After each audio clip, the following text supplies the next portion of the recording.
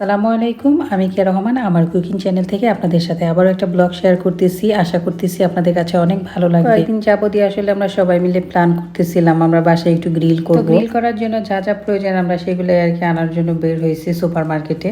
সেখানে আর কি কিছু মশলা নিয়ে আসবো কিনে। এই ভিডিওটা আসলে আপলোড করতে করতে হয়তো বা আর কি বাচ্চাদের স্কুল খুলে যাবে, তো এটা আসলে বাচ্চাদের স্কুল খোলার আগের একটা প্রোগ্রাম আমরা আর কি করছিলাম বাসায়। এখানে আমি কিছু মশলা দেখতেছিলাম আর এখানে কি পরিমাণের দাম মশলাপাতির দেখতেই তো পারতেছে। এই যে এতটুকু মশলায় কিন্তু আমাদের মার যাবে না, আমরা বাঙালিরা যেহেতু প্রচুর মশলা খাই। তো এখান থেকে আমি কিছু মশলা নিয়ে নিলাম যেগুলো আর কি গ্রিলের জন্য প্রয়োজন হবে। এদিকে আমার ছোট মেয়ে তো একটু পরপরই রাগ করতেছে, তার এটা নিতে হবে ওইটা নিতে হবে। সে মার্কেটে গেলে আর কি একবারে পাগল হয়ে যায়, কি রেখে কি নিবে। টুকটাক যা প্রয়োজন ছিল সবকিছুই কিনে নিলাম। এখন আর কি বাসার দিকে চলে যেতেছি। আর কি গ্রিল করতে চাইছি, তার আগের দিনে আসলে সবকিছু কেনাকাটা করে বাসায় নিয়ে আসি। 2 দিনের ভিডিও আর কি ছোট ছোট ক্লিপ করে আপনাদের সাথে শেয়ার করতেছি। এখানে আমার পাশে বাঙালি এক ভাবি আছে, তো তারা আর আমরা মিলে আসলে এই প্রোগ্রামটা করছিলাম। এখানে সব চিকেনগুলো আগে থেকে আর কি আমরা ভিজিয়ে রাখছিলাম, সেগুলো আর কি দুজনে মিলে পরিষ্কার করতেছি।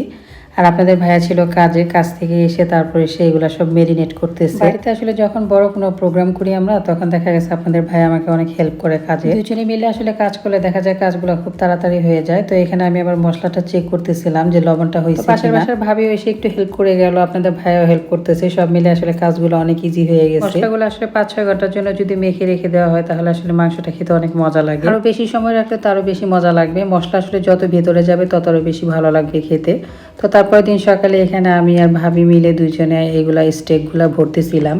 আর পাশে বসে তো আমার ছোট মেয়ে দুষ্টামি করতেছে, সেও আর কি আমাদের সাথে কাজে হেল্প করতেছে। হেল্প তো না আসলে দুষ্টামি যেটাকে বলে, কাঁচা মশলাগুলো আর কি খাইতেছিল। তো ছোট ছোট বাচ্চাদের যে সমস্যাটা হয়েছে, তাদের জন্য যেটা রান্না করা হয় তারা সেটা একদমই খাইতে চায় না, যেটা আসলে তাদের জন্য খাওয়া ঠিক না সেটা তারা খাবে। আর এই প্রবলেমটা আসলে সব মায়েরা আসলে এটা ফেস করে। আপনাদের ভাই এখানে চুলাটাকে একটু পরিষ্কার করে নিল, তারপর এখানে কয়লা জ্বালাইতেছে। আর কয়েক বছর আগে আসলে এই চুলাটা কেনা হয়েছে, চুলাটার হাল আসলে বেহাল হয়ে গেছে। যাই হোক, এই কয়লাগুলো আসলে একটু প্যানের মধ্যে গরম করে দিয়েছিলাম গ্যাসের চুলার মধ্যে, এতে আসলে তাড়াতাড়ি জ্বলে গেছে চুলাটা। দেখে যে একটা একটা করে আপনাদের ভাই আর কি প্রিপারেশন করতেছে, আর এইদিকে আমার মেয়ে তো নাচানাচি করতেছে।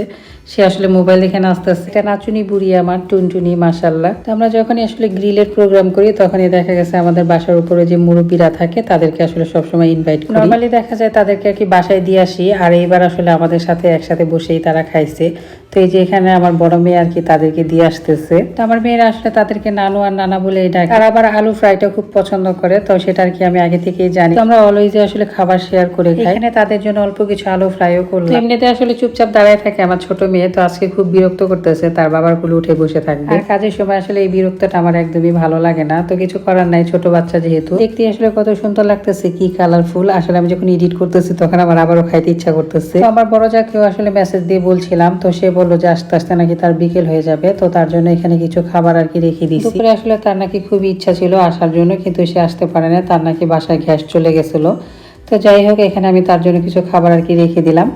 তারপর আমরা নিজেরা ওইখানে বসে বসে খাচ্ছিলাম, আমি আর পাশের বাসার ভাবি। আর দেখলেই আসলে মাছির আগমন ঘটে, তো এই যে মাছিও আমাদের ডিস্টার্ব করতেছে খাওয়ার সময়।